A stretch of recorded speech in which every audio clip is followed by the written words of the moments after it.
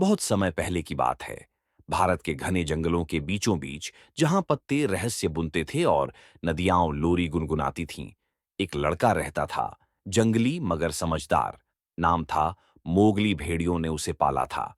जंगल का हर मोड़, हर पगडंडी उसकी पहचान थी। पेड़ उसकी छत थे, पक्षी उसके दोस्त और जानवर उसका परिवार। एक सुनहरी सुबह मोगली नदी किनारे खेल रहा था। उसके साथ था उसका शरारती बंदर दोस्त लो टिक्की। दोनों खिलखिला रहे थे, पानी में छींटे मारते हुए। तभी एक अजीब हवा जंगल से होकर गुजरी। ये आम हवा नहीं थी। उसमें एक रहस्यमयी फुसफुसाहट थी, जैसे खुद जंगल कुछ कहना चाहता हो। टिक्की ने सिर टेढ़ा किया। तुमने सुना? मोगली ने गंभीरता से सिर हिलाया। हवा ने कुछ कहा। उधर भेड़िया परिषद की चट्टान वॉल पर बुद्धिमान और बूढ़ा तेंदुआ बघीरा चिंतित होकर इधर उधर टहल रहा था। ये हवा, ये वही फुसफुसाती हवान है। ये तभी चलती है जब कोई खतरा करीब होता है। मोगली का दिल तेजी से धड़कने लगा। कैसा खतरा?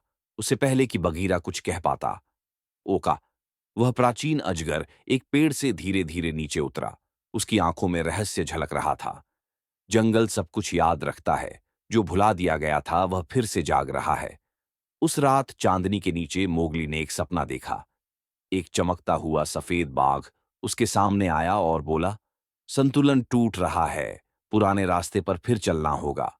सुबह जब मोगली उठा तो उसकी नींद खुली और उसने देखा, उसके पास जमीन पर एक पुराना निशान बना था। पत्तों से घिरा हुआ एक सर्पिल चिन्ह। ये वहां पहले नहीं था। उत्तर खोजने की ठानकर मोगली निकला। हाथी, जंगल के सबसे बूढ़े और ज्ञानी प्राणी से मिलने। हाथी प्राचीन कहानियों का रक्षक था।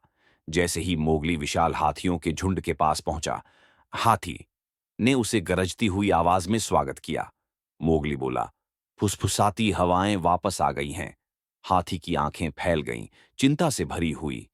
तो फिर जंगल ने तुझे बुलाया है बच्चे।